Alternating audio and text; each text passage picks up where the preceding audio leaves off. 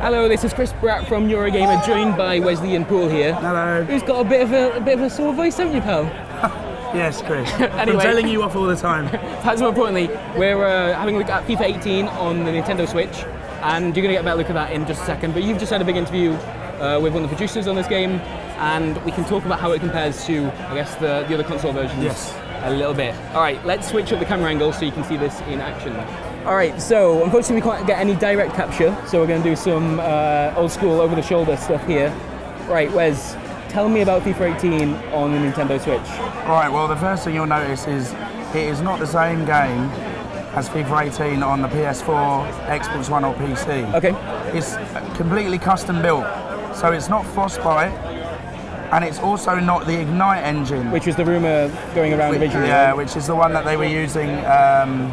The great thing about doing over the shoulder, by the way, is sometimes some people just need to walk past quite a tight space. So this is a completely custom built engine that has been designed for the Nintendo Switch version of FIFA. Okay. Right, it's obviously you can see that it does not look as good as FIFA 18 on PS4, Xbox One. However, it does play a good game of FIFA. Right, well, and the frame rate feels okay?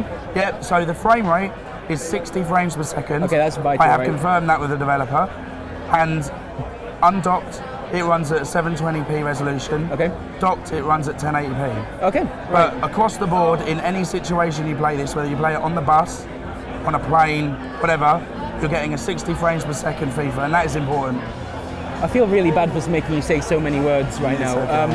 Okay. That sounds reassuring. Like that they have the frame rate. In terms of controls, right now you're playing it undocked with both the Joy-Cons attached. Oh, how does it feel? It feels like FIFA, not this year. Okay.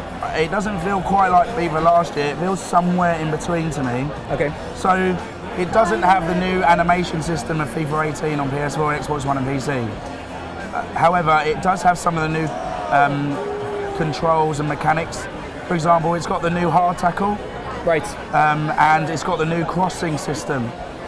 Which involves using bumpers instead of double tapping. So is it fair to say, like, core features wise, most of it's there, yeah, but it's more in terms of the visuals and particularly the way in which the animations work? Yeah, it's also important to say this game has FIFA Ultimate Team. Right. And that's pretty good for a portable, focused FIFA. Okay. You'll be able to buy and open packs on a plane if you pay for the Wi-Fi. And that's a pretty crazy thought, right? You're not going to be able to play an online match because the internet won't be good enough. But you'll be able to open packs. Two FIFA Ultimate Team packs on a plane. That's crazy. I love the lifestyle that you imagine most Switch owners have. They're just jetting all over the place. Yeah, buying FIFA Ultimate Team packs. Yeah, so when you're playing with the Joy-Cons detached, the game uses a custom control scheme designed for 4 buttons. Right. Which obviously simplifies things. You're not going to get the sort of authentic FIFA experience this way. Right. But you're better off playing with the extender because it's much easier to use it with like shoulder buttons for sprinting and whatnot. Sure. I will say from my point of view, it's just like we're sort of sitting in slightly awkward positions, but it is quite small. Just trying to figure out exactly where the ball is on the pitch. Yeah, but I think for an on-the-go 2-player FIFA experience, it's not bad. Sure. I think that it will be interesting to see what they do next year. This is the first year on Switch. Anything else that we should point out about this? Yeah, we should point out that the journey, the story mode, is not on the Switch version. Okay, why is that? Do you know? Yeah, so I asked exactly why that is. It's because nothing Frostbite related is on the Switch. Yeah.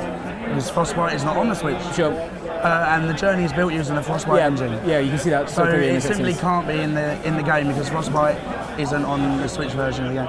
I asked, is it possible for Frostbite to be perhaps used for future versions of FIFA on Switch? Yep.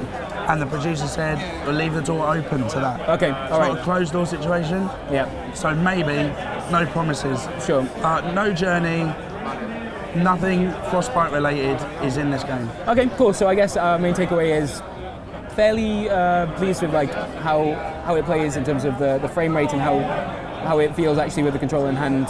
But obviously, visual differences, they're there and you don't get the journey. Yeah, I would say this is a good portable version of FIFA, but not the greatest home console version of FIFA. All right, cool. Thanks, Wes. I'll let you go and have a soother or something. Cheers, Chris.